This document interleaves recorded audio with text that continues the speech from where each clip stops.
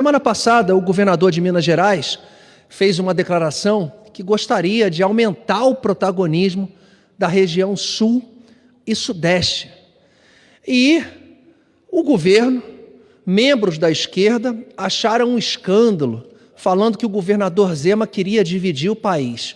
O que acontece? O governador Zema é um nome forte para ser candidato a presidente em 2026. Vence as eleições em Minas Gerais em 2018, representando um partido pequenininho, partido novo, que até então não tinha nenhum representante na Câmara dos Deputados aqui em Brasília. Ele se reelege em 2022, no primeiro turno, tendo votos, inclusive, de quem votou no atual presidente do Brasil, no presidente Lula, e se torna um nome. Minas Gerais, com 800 municípios, uma diversidade imensa. E esses ataques são certamente em relação ao seu favoritismo para a cadeira de 2026 de presidente da República. Mas eu gostaria de passar uns dados aqui, muito importantes, e eu gostaria de fazer uma reflexão com todos os parlamentares.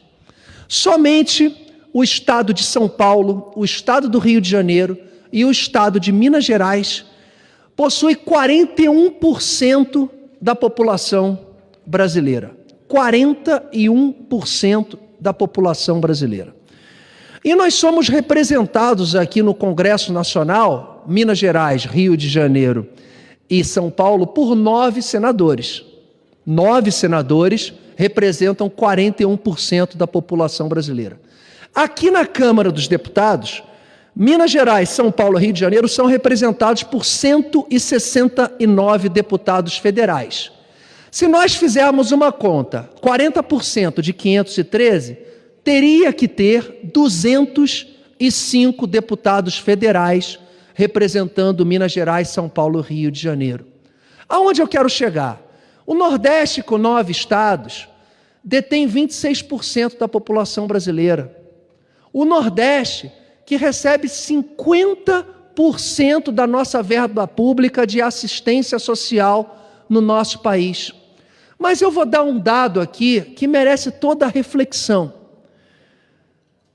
A cada R$100 enviados a Brasília por estado, quantos reais retorna para cada estado? São Paulo, com seus 44 milhões de habitantes, a cada R$100 enviados para Brasília, R$9 retornam para o estado de São Paulo. O Rio de Janeiro, R$100 enviados para Brasília, R$21 retorna para o Rio. Minas, R$100 enviados aqui para Brasília, R$54 retorna para Minas. Santa Catarina, a cada R$100 enviados para Brasília, R$20 retorna para Santa Catarina. Agora vamos aos estados do Nordeste. Eu só vou dar alguns exemplos.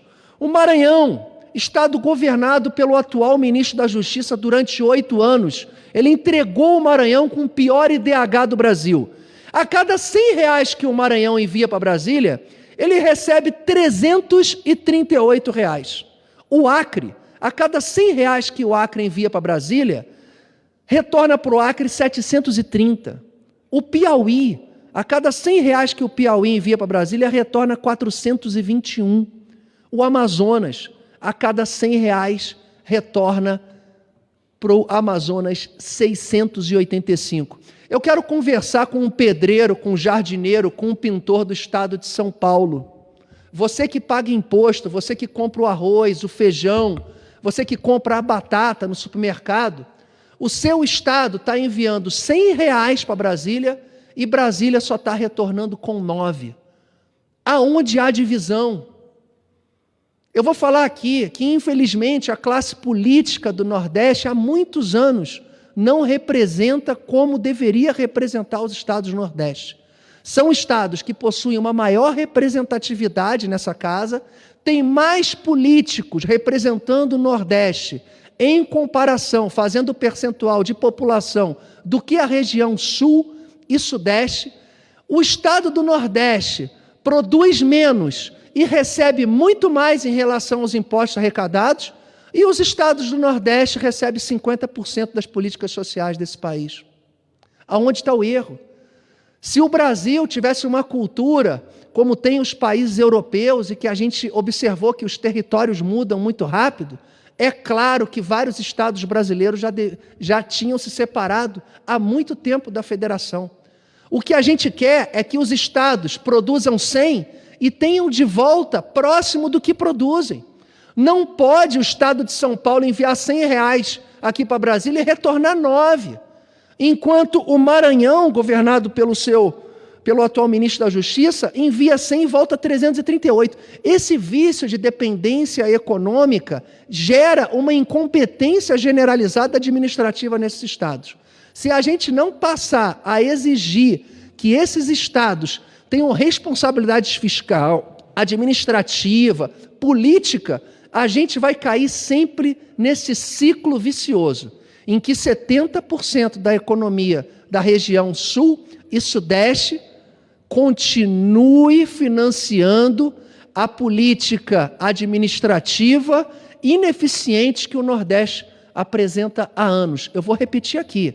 São Paulo envia para Brasília R$100 e tem de retorno apenas R$9, enquanto o Maranhão envia R$100 e recebe 338 e proporcionalmente, eu não estou falando especificamente do Maranhão, mas tem também o Acre, o Piauí, o Amazonas.